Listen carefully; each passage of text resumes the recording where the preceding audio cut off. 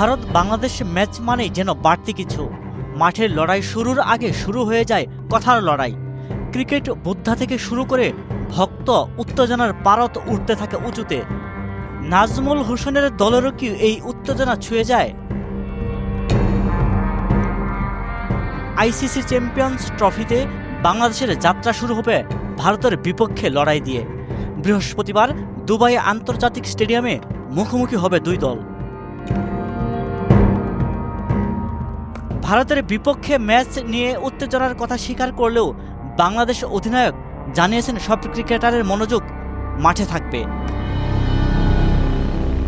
অবশ্যই ভারত বাংলাদেশ ম্যাচ নিয়ে উত্তেজনা থাকে। আমার মনে হয় প্লেয়াররা এটা নিয়ে খুব বেশি চিন্তা করে না। প্লেয়াররা তাদের পরিকল্পনা কিভাবে বাস্তবায়ন করবে এটা নিয়ে বেশি ফোকাস থাকে। মাঠে যত শান্ত থাকা যায় এটা নিয়ে চিন্তা করে সবাই। দুবাইয়ের ভেন্যু দুই দলের কাছেই পরিচিত, কন্ডিশনও প্রায় একই। তবে শক্তি বিবেচনায় নিলে ভারত এগিয়ে সব দিক থেকেই। তবুও এই ম্যাচে কি আশা করছে বাংলাদেশ? এমন প্রশ্নের উত্তরে শান্ত ছিলেন আত্মবিশ্বাসী। আমি মনে করি ব্যাটিং, বোলিং, ফিল্ডিং সব বিভাগে ভালো খেলতে হবে। এই সংস্করণে আমরা সব শেষে কয়েক বছর যেভাবে খেলে আসছি, আমি মনে করি আমরা ভালো দল। কন্ডিশন একই আছে, আমরা তৈরি আছি। আগামীকাল ম্যাচে ভালো কিছুর জন্য আশা করছি।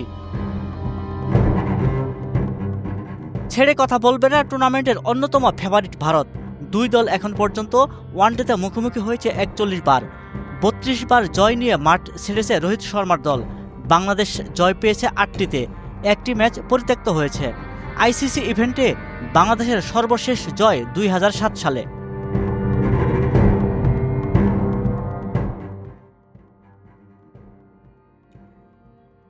কোটি মানুষের আস্থার ভালোবাসায় 11 বারের মতো দেশের 1 নম্বর রেফ্রিজারেটর ব্র্যান্ড ওয়ালটন।